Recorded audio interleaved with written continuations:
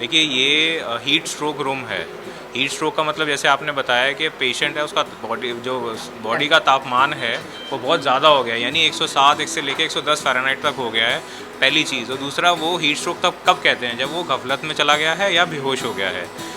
आप देख रहे हैं north times Punjab Kesari TV. गर्मी की शुरुआत हो चुकी है और वहीं मौसम विभाग की अगर बात करें तो आने वाले दिनों में ज़्यादा गर्मी पड़ने की आशंका जताई जा रही है। आज दिल्ली के आरएमएल हॉस्पिटल में ये हीट स्ट्रोक रूम बनाया गया है और इसमें क्या क्या खास जो है वो रखा गया है। और ये दूसरी साल है जब इस रूम की जो है वो यहाँ पर तैयारियाँ जो है वो की गई है। जिस तरीके से हीट वेव जो है वो हो रहा है, बात करें ये टब जो है वो बनाए गए हैं और इन टब के माध्यम से जिसको ज़्यादा लू लग जाए उसको यहाँ पर ठीक किया जाता है। हमारे साथ डॉक्टर साहब हैं। डॉक्टर साहब, अगर आपसे बात करें, ये आपने जो रूम बनाया है ये किस तरीके से कार्य करता है और जिस तरीके से आशंका जताई जा रही है कि इस बार जो है ज़्यादा गर्मी पड़ने की आवश्यकता है और हीट वेव से भी लोग जो है वो परेशान हो सकते हैं।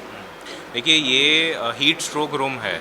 हीट स्ट्रोक का मतलब जैसे आपने बताया कि पेशेंट है उसका बॉडी का तापमान है वो बहुत ज़्यादा हो गया है, यानी 107 एक से लेके 110 फ़ारेनहाइट तक हो गया है, पहली चीज़। और दूसरा, वो हीट स्ट्रोक तब कब कहते हैं, जब वो गफलत में चला गया है या बेहोश हो गया है। तो ऐसे पेशेंट का जो कहते हैं ना कि सबसे लाइफ सेविंग चीज़ जो होती है वो होती है उसके तापमान को जितनी जल्दी नीचे लाया जाए उतना अच्छा होता है। तो ये एक इमर्शन टेक्निक है जो गोल्ड स्टैंडर्ड होती है, जो मंत्रालय ने भी सर्टिफाई किया है और जो बाकी आपका लिटरेचर भी कहता है कि ये वो मेथड है जिससे आप बॉडी का टेम्परेचर बहुत जल्दी से डाउन कर सकते हैं। इससे पेशेंट का सर्वाइवल रेट 80 से 90% तक हो जाता है।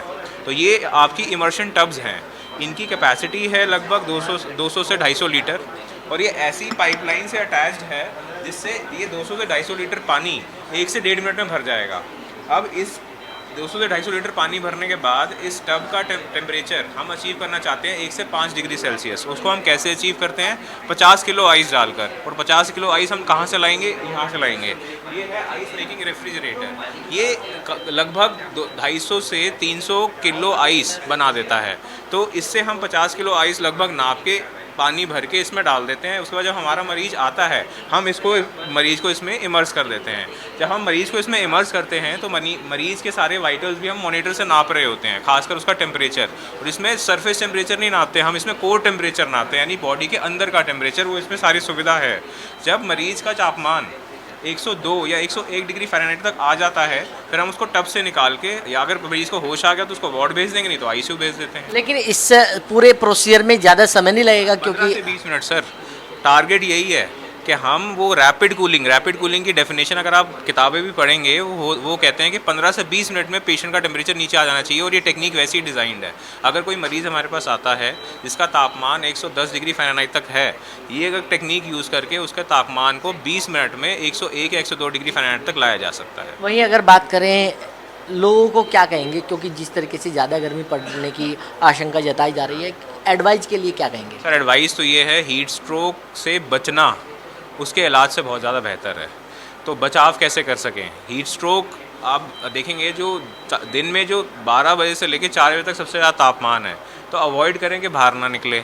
अब मजबूरन कोई काम करना भी पड़ता है तो बाहर जाएं, अपने आप को हाइड्रेटेड रखें, पानी पीते रहें, इलेक्ट्रोलाइट फ्लूइड्स देते रहें, कपड़े लाइट रंग के पहने, ज़्यादातर सफ़ेद या बहुत लाइट कपड़े पहने।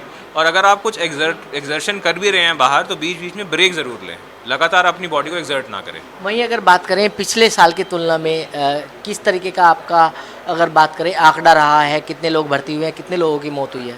देखिए एग्जैक्ट तो मैं बता नहीं सकता। यहाँ पे तो वो पेशेंट आए थे जो बिल्कुल गफलत में एक्सट्रीम सिचुएशन में थे, तो ऐसे कम से कम 55 से 60 मरीज इस रूम में हमने ट्रीट किए हैं। उसके बाद उनको तापमान नीचे करके डिपेंडिंग जो उनका कंडीशन था वार्ड में आईसीयू में भेज दिया गया। आईसीयू के बाद उनका क्या हुआ वो तो आईसीयू के डॉक्टर ही बता सकते हैं। तो बिल्कुल ये रूम तैयार किया गया है इस हीट स्ट्रोक से बचने के लिए। अलग अलग जो मशीनें यहाँ पर लगाई गई हैं जिससे कि उन लोगों को बचाया जा सके, उन मरीजों को बचाया जा सके जो हीट वेव से जो पीड़ित होंगे।